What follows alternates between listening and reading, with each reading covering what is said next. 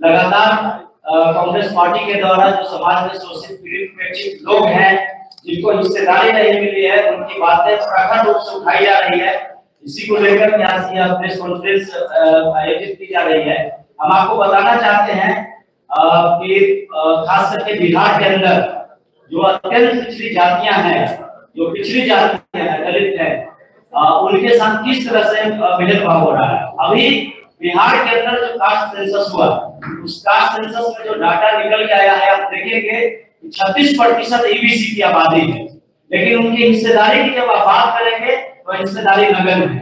2020 के चुनाव में 11% अत्यंत पिछड़ी जाति की हिस्सेदारी थी, जिसमें 110 जातियां जबकि वह केवल 7% और 3 जातियों को 4% हिस्सेदारी थी। इस तरह से केवल 36% जितनी आबादी है उनका प्रतिशत 11% है। इसी तरीके से शैक्षणिक संस्थानों में आप देखेंगे तो वहां भी उनकी हिस्सेदारी नगण्य है। उसके कई कारण हैं, एक तो सामाजिक भेदभाव है, दूसरा आर्थिक कारण भी है। इनके पास में जो कम्युनिटी है दलित अति पिछड़ा उनके पास में लैंड प्रॉपर्टी नहीं है, उन कारण से भी वह पलायन करते हैं, दूसरे जगह पे मैट्रिक इंटर करते हैं और दूसरे राज्यों में चले जाते हैं। तो उनका शिक्षा का असर भी होता है और इसका परिणाम होता है कि नौकरियों में उनको अवसर नहीं मिल पाता है। अब सवाल ये है कि शिक्षा न्याय संवाद यात्रा जो माननीय राहुल गांधी जी के द्वारा 15 तारीख से रखी गई है, उसमें तमाम तरह के मुद्दे हैं। जिस मुद्दे पे हमारे भाई रंजीत जी ने ध्यान आकर्षित किया, लेकिन एक बात ये तय है कि बिहार सरकार जिस नौकरी को लेकर के माथा थपथपा रही है कि हमने निजी क्षेत्र में हो या सरकारी क्षेत्र में हो या स्वराज के क्षेत्र में हो हमने रोजगार दिया, ये सवाल तो अजीब लगता है सोच करके हम लोगों को कि जब पटना के सड़कों पर लाखों अभ्यर्थी जो बीपीएससी स्कैट को लेकर के लड़ रहे थे, उन पर लाठियां बरसाई जा रही थी, और सरकार से जब मीडिया बंधुओं ने पूछा कि क्या सर बीपीएससी के लेकर के जो हंगामा हो रहा है उसमें क्या कहेंगे सर, तो मुख्यमंत्री जी सीधा बोलते हैं कि कहाँ हो रहा है, कुछ नहीं हो रहा है, कहाँ कहीं कुछ हो रहा है। इसका मतलब ये है कि सरकार बिल्कुल ही गंभीर नहीं है नौकरियों को लेकर के। अगर गंभीर होती नौकरियों को लेकर के तो बिहार में इतना कर्जा नहीं होता छात्रों के ऊपर। बिहारी छात्रों पर 2135 करोड़ का शिक्षा कर्ज है, जिसे हमको लगता है सरकार को अविलंब माफ कर देना चाहिए। और उसके बाद जब से सरकार आई है सत्ता में, तब से लेकर के छात्रवृत्ति तो समाप्त ही कर दिया गया है, और छात्रवृत्ति के जगह पर छात्रों को क्रेडिट कार्ड दी जा रही है।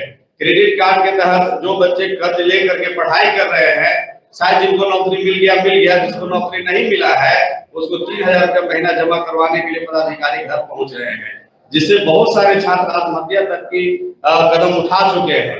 तो ऐसे में ये स्थिति इसलिए आ रही है क्योंकि सरकार को जो गरीब बच्चे हैं, दलित है, पिछड़े हैं, अकलियत के बच्चे हैं, शायद उनके मजबूरियों पर सरकार का ध्यान नहीं है।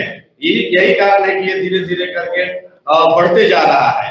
और आप देखिएगा कि जैसे ही नौकरी की आवाज उठती है छात्रों से, वैसे ही मारने पीटने लगता है। मतलब कि पहले था लोकतंत्र में हर आदमी अपनी आवाज को बोलने के लिए कहीं खड़ा होता था तो प्रशासन उसको मदद करती थी, सरकारें उसको सुरक्षा देती थी। लेकिन यहाँ तो है कहीं भी खड़े होकर के अगर आप सरकार से सवाल शुरू करिएगा बोलने के लिए तो तुरंत प्रशासन लाठी चलाना शुरू कर देती है। ऐसे तमाम घटनाएं हैं जो नौकरी को लेकर के चल रही है। अभी हाल ही में 10 दिन पहले टायर 3 को लेकर के जो छात्र सब आंदोलन कर रहे थे उन पर भी लाठियां चार्ज हुई है। तो ऐसे में हम लोग कहेंगे कि लाठी भांजना बंद करो और बिहार के युवाओं को सुरक्षा मुहैया कराए। साथियों, बहुत ही गंभीर सवाल है ये डबल इंजन की सरकार से। जिस प्रकार से आपको बता दी कि 2018-19 का आप सीएजी रिपोर्ट देखेंगे तो उस रिपोर्ट में ये कहा गया है कि शेड्यूल कास्ट सब प्लान का पैसा जो शेड्यूल कास्ट के लोगों पे उनके डेवलपमेंट, उनके एजुकेशन, उनके हेल्थ पे खर्च होनी चाहिए थी, उस पैसा को ये डबल इंजन की सरकार ने डाइवर्ट करके हाईवे बनाने में, पुल बनाने में, बिजली विभाग को लोन देने में बजाबते उसमें पूरा जिक्र किया गया है कि कहां कहां उन पैसों को खर्च किया गया है। तो हमारी इस सरकार से और ये जो शिक्षा संवाद जो यात्रा चल रहा है, इसमें हम इन मुद्दा को लोगों के बीच में रखेंगे कि हमारे जो हमारे डेवलपमेंट पे खर्चा होना चाहिए था 8800 करोड़ रुपए 1 साल का है। और अगर देखें तो ये काफी इसका बड़ी मात्रा में संख्या है। तो 8800 करोड़ रुपया जो शेड्यूल कास्ट सब प्लान का पैसा था उसे डाइवर्ट करके खर्च अलग किया गया है। और ये सरकार कहती है कि हम दलितों के लिए काम कर रहे हैं, हम महादलितों के लिए काम कर रहे हैं। तो ये बड़ा ही गंभीर सवाल है और इन मुद्दों को लेके पूरे बिहार में हमारी पार्टी, हमारे न्याय योद्धा माननीय राहुल गांधी जी, कन्हैया जी और तमाम हमारे पार्टी के नेता लोग जाएंगे और सवाल करेंगे, जनता के बीच में यह बात रखेंगे कि शेड्यूल कास्ट के लोगों को रिजर्वेशन मिलता है तो ये कौन से आपने कैसे ये पैसा को डाइवर्ट करके खर्च कर दिया है। अगर हम सही मायने में कहें तो इस मामले में नीतीश कुमार जी को जेल जाना पड़ेगा, क्योंकि आप शेड्यूल कास्ट सब प्लान के पैसा को डाइवर्ट कर ही नहीं सकते हैं। और इसमें आप देखेंगे कि शेड्यूल कास्ट के बच्चों का पोस्ट मैट्रिक स्कॉलरशिप इसीलिए बंद हो गया। आप पैसा डाइवर्ट करेंगे तो कैसे उनके लिए खर्च होगा, कहां से खर्च होगा।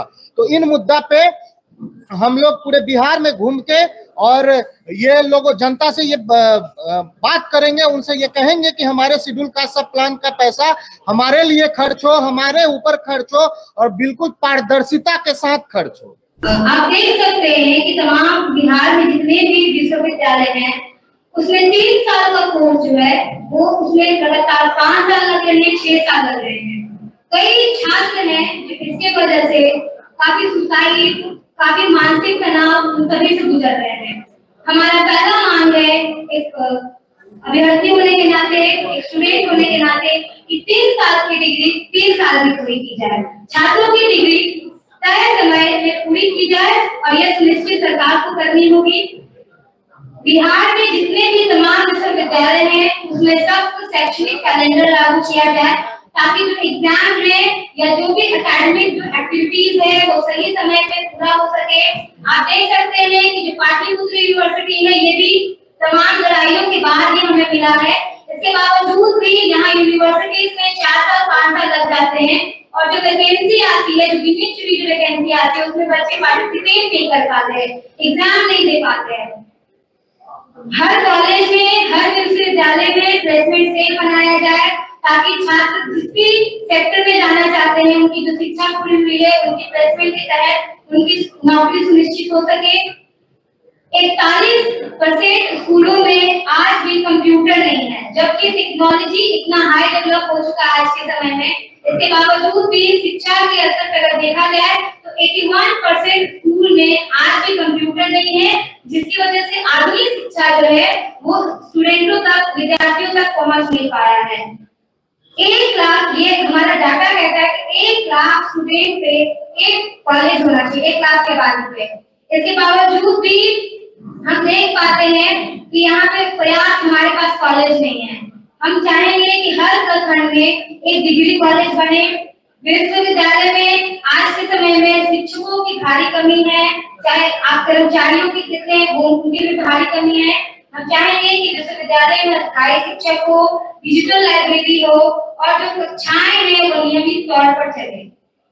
हमने जब जीतन राम मांझी की जब सरकार थी बिहार में, हमारे साथियों ने कई लड़ाइयां लड़ी सरकार के खिलाफ कि लड़कियों की शिक्षा मुक्त हो, SC/ST जो बच्चे हैं उनकी शिक्षा मुक्त हो, और हम इस लड़ाई में जीत हासिल किए और मांझी की सरकार में KG से PG तक शिक्षा को मुक्त करने के लिए सरकार ने सुनिश्चित किया था। इसके बावजूद भी जब आप विश्वविद्यालय में जाएंगे तो आप देख पाएंगे कि वहाँ पे अभी भी मनमानी फीस वसूली की जा रही है, एक अड्डा बना दिया गया है और इन मनमानी फीस की वजह से बच्चे शिक्षा नहीं ले पा रहे हैं। तो हमारा ये भी मांग है कि KG से PG तक शिक्षा मुक्त की जाए और इसकी सरकार को इसको पूरी तरीके से तमाम विश्वविद्यालय में लागू किया जाए।